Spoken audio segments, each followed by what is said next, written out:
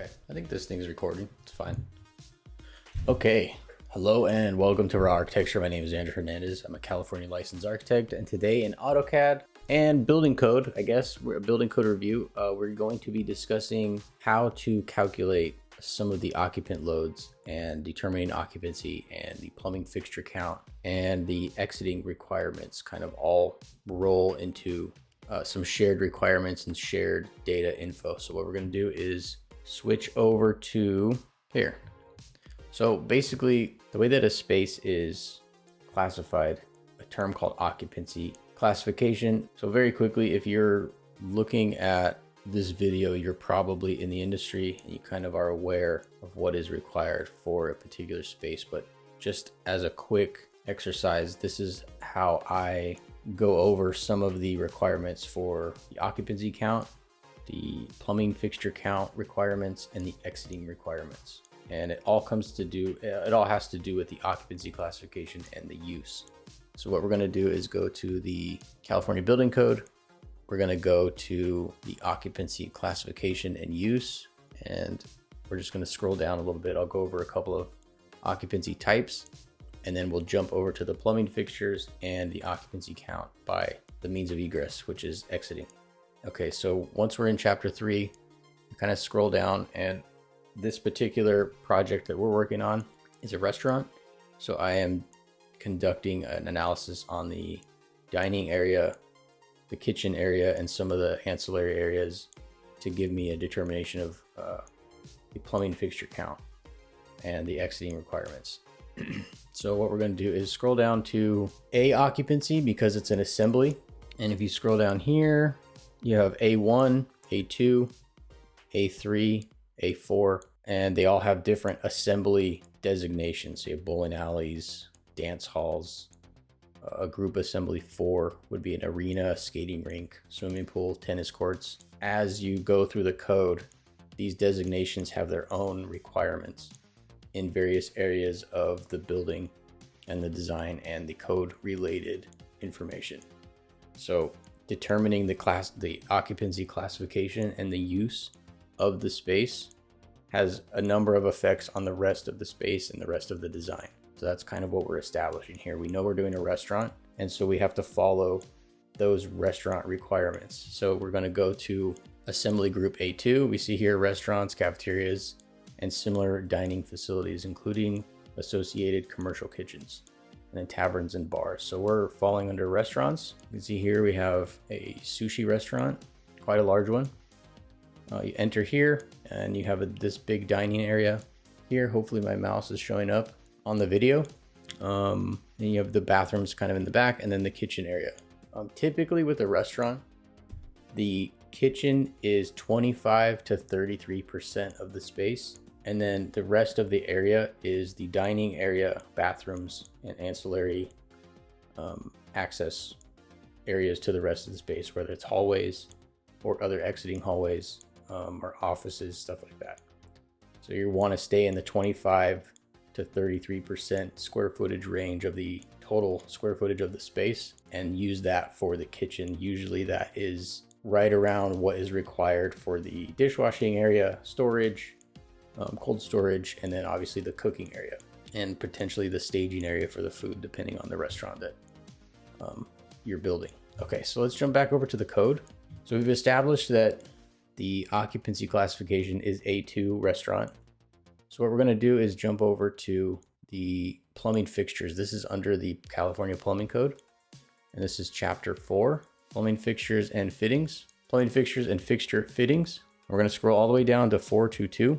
And we're going to go to the table 4221 fixture count. So here, this tells us a breakdown of the required restroom fixture count requirements, and it breaks it down from male to female and fixture types. In the first category of the table, we have type of occupancy. Okay, we know we're A2 restaurant type occupancy. So we're going to scroll down to A2, and we're just going to go from left to right, and it breaks down at the top of the table. Type of occupancy: water closets, urinals, lavatories, which are sinks, bathtubs, drinking fountains, and then other. But we're just going to stick to the basic restroom requirements. And what we have here is A2 occupancy restaurants, pubs, lounges, nightclubs, banquet halls. And we have male, female, male for urinals, only males use urinals, and then male, female sinks basically. And we have some drinking fountain requirements. That is kind of a gray area. It's not necessarily required in a restaurant setting necessarily, but that's kind of a topic for a different video or a different situation than what we're doing here. So now that we have the correct table that we're going to use for the fixture count, the plumbing fixture count itself, now we need to determine the occupancy load, and that is determined by the means of egress. Egress meaning exiting. So when you are inside of a building, a lot of this building code and a lot of the requirements of the building code have to do with public health and safety. Public health meaning cleanliness, and safety meaning the occupants inside the building are able to exit the structure in the safest manner possible, whether there's an earthquake, whether there's a big hurricane, tornado type windstorm, or if there's a fire. So that introduces different fire requirements, which would be different fire rated walls, fire sprinkler type systems to protect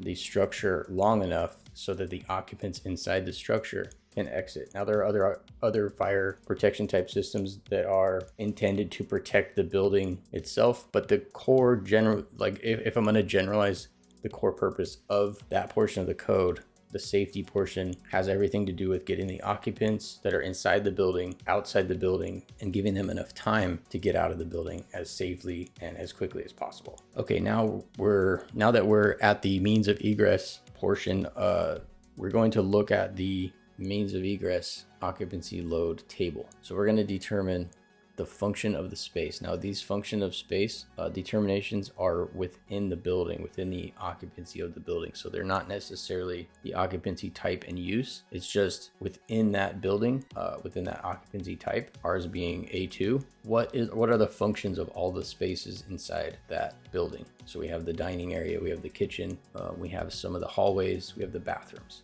Those are the basic functions of the space. So we're going to go and look at the dining area. We're going to go with assembly without fixed seats because the seats are movable. And we know if we go back to the assembly being large groups of people in one area or concentrated area. So that would be a movie theater, a banquet hall, restaurant, art gallery, bowling alley, courtrooms, libraries, arenas, skating rinks, tennis courts, swimming pools. So we're gonna go, we know that we don't have fixed seats like a theater would have fixed seats. We're obviously not A3 occupancy. Arena, that has fixed seats. So we know that we are gonna be a restaurant, we're gonna have movable seats. So we're gonna go down here to unconcentrated tables and chairs, and that count is 15. So just keep that number in mind. And it's basically one occupant per 15 square feet of the dining area only. So we know, okay, 15 square feet per occupant in the dining area. And I'll show you the math here in just a bit. And we'll scroll down to the kitchen, 200 gross. Okay, that means there's one occupant per 200 square feet in the kitchen, which means the occupancy count is going to be lower than in the dining area, which makes sense. You have the cooks and the other restaurant staff that go in and out of the kitchen. It's not as crowded, although it has a lot more equipment, but the exiting lines of sight are much easier to navigate because there's less people, and that's why the count is determined for what it is. Okay, so we just want to scroll through here and see if there's any other applicable functions within the space. And I don't see any here. We just have mostly the kitchen and the unconcentrated tables and chairs. And typically we have other areas like accessory areas, storage areas, and waiting areas I see here, but that is basically the same 15. So that matches the dining area. Accessory storage areas, that'll be like a janitor closet, other mechanical equipment rooms. So we'll use this probably for the hallways as well, because it's a kind of an ancillary area, but we'll see. Some of this stuff is very much based on interpretation. My interpretation may be different than another architect's interpretation, and another interpretation might be from the plan checker who's reviewing this occupancy count and calculation. And when we get into the calculation, you'll see what I'm talking about, and you'll see how it can vary depending on where you take the calculation from. Okay, so let's review real quick. We know we're A2 occupancy restaurant. We're going to use this table here for the plumbing fixture count. And now we know how to determine how many occupants are going to be in the space. 15, 300, and 200 are going to be the factors used to do the calculations. So let's pop open AutoCAD, and we're just going to draw a polyline around the dining area, which is going to be here.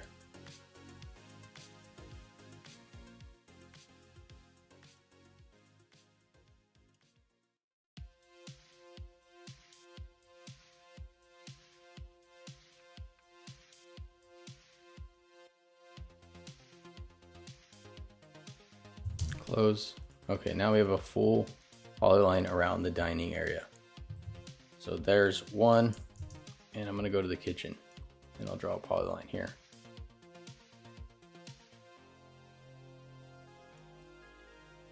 Now this is a good example of how to determine where to calculate the occupied space. So here we have a walk-in cooler. I could take this line and go all the way around to the exterior wall and calculate that whole area, or I can exclude the walk-in cooler walls completely, go around the walk-in cooler.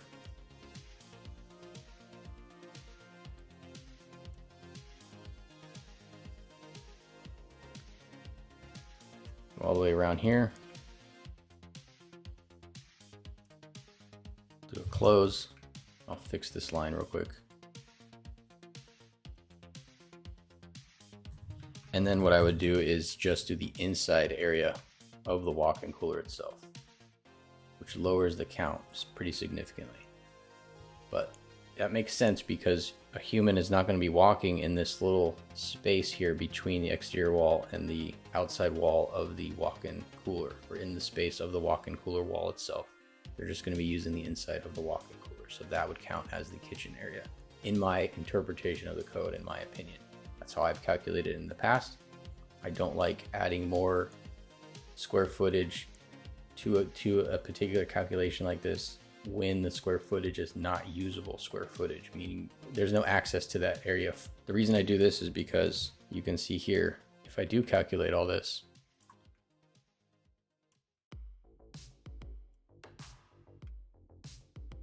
even though it feels like a very small space,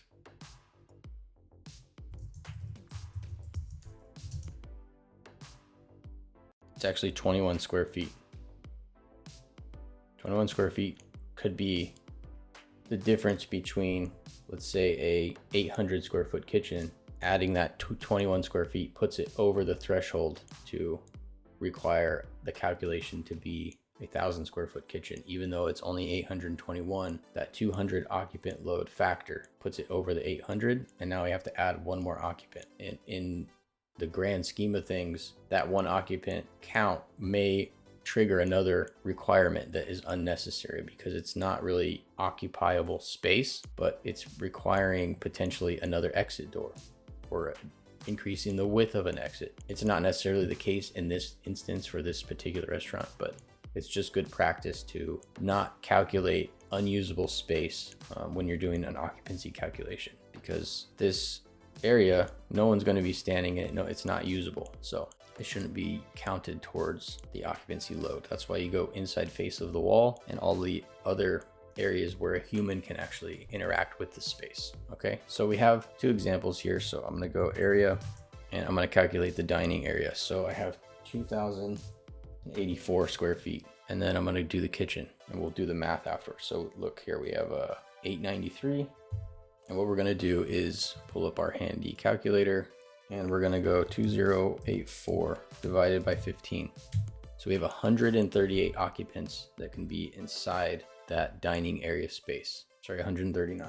That means 139 people can be inside that room. That's basically the max, the occupancy load of that space. Okay, so now let's look at the kitchen. This is a little bit easier math to do. We have 893 divided by 200, which is going to be 5, and it rounds up. So we know the occupant load is going to be 5. So we'll go 893 divided by 200, 4.4, which rounds up. So we'll clear that. And you do this for the rest of the space. So this bar area, waiting area, you would have the same calculation as the dining. So we tag a polyline around here and divide that by 15. Bar area This would count as a kitchen, so we do this by 200. Storage, so 98 divided by 300, that'd be 1. So that would have a 1 count occupant.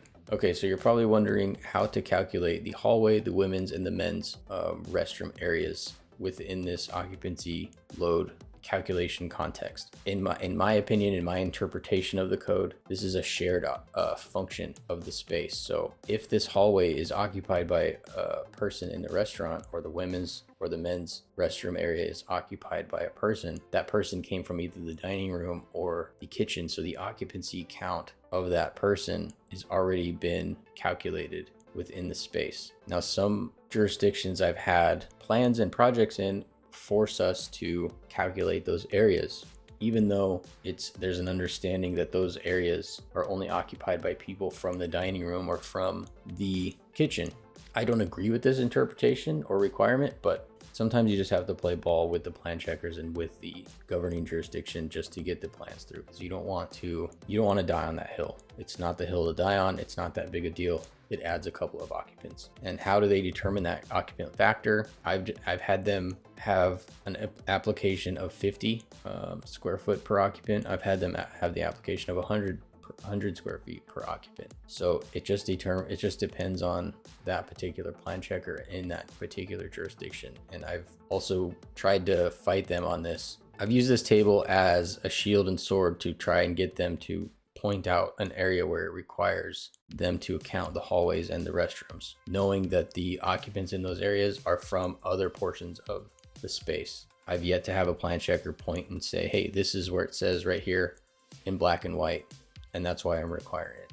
It's always at their discretion. So even though this code is the law, all laws are based on interpretation, and their interpretation is there's no call out for that. There's no requirement. So they're going to introduce their own requirement, even though it's not in the code. They're, by their determination and their, I guess, estimation and responsibility for reviewing compliance, they're going to have and add a requirement, and that's their right as the governing jurisdiction. They don't necessarily have to follow this code to a T. They can make it more strict within their jurisdiction. This is just the minimum requirements. The California Building Code is the minimum requirement, and if they determine there's not enough restriction in this, they can add their own. Okay, so going back to the space. Okay, so now that we've done those calculations, we have 139 for the dining area and we have 5 for the kitchen. Let's pretend there's no bar seating.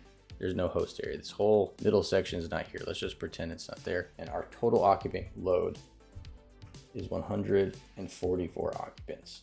Okay, so let's go back to our code. Let me go to our plumbing fixtures. Remember this plumbing fixture table? So we're gonna go male, female. What we're gonna do is take that number 144 and divide it by 2. And we're gonna get 72. That's 72 males, 72 females. And we're gonna look at this range. So for the males, we have water closets. We're gonna fall under this 51 to 150. And for the females, we're gonna go 150 to 100 because we're at 72, so we have 3. We have 2 toilets for the males, 3 toilets for the ladies. And we're gonna continue going. We have 1 urinal required, which basically equals 3 toilets. So they're fairly balanced. And we'll go to lavatory, same thing, 1 to 150, 1 to 150. So we only require 1 sink. Probably for convenience though, we will add a second sink. Oh, looks like we have a shared sink here in this particular design. So it's two sinks total, but we need to add another toilet for the female. And that's why you do these calculations. So now we know we need to redesign the bathroom area. Okay, check. And now let's go to the exiting. Okay, so the next area that has to do with the occupant load factor is the number of exits required and the width of the exits. And it goes into, this portion of the code goes into a bunch of components that have to do with exiting, sizing, pathing, that I'm not really going to get into in this video, but we're going to go down to number of exits required, and that's going to be based on the occupancy count. So let's see, we're going to go down here, 1006.3.3, egress based on occupant load. So we determined the occupant load was 144 in this example, and minimum number of exits or access to exits from story. So we have occupant load per story, 1 to 500. We're under the 500, so we have 2 exits required. There's a lot more that goes into exiting that's a bit beyond the scope of this video, but as you scroll through this area of the code, you'll get a idea and understanding of what other factors are included in the exiting requirements. But just know that this occupancy load factor has an effect on the number of exits required, and it's in chapter 10 of the California Building Code. All right. Okay. Thank you for watching. And if you'd like to support this channel further, you can leave a like or subscribe. I'm trying to grow this channel to a point where it's being monetized and more a part of the business, and I can make more videos like this, going through different portions of the code, different portions of the process of architecture. Please check out the links below. There's a link to my book, How to Become an Architect Without a Degree. It takes you right to Amazon. You can buy it. And it goes through all of the requirements of how to become an architect. All right, thank you for watching. Again, my name is Andrew, and if you'd like to see more videos like this, please hit the like and subscribe. I'm trying to grow this channel to a point where it can become monetized and be more a part of the business. And I like doing videos like this. I want to get more into nuts and bolts of process of what architects do as it relates to code items, as it relates to design.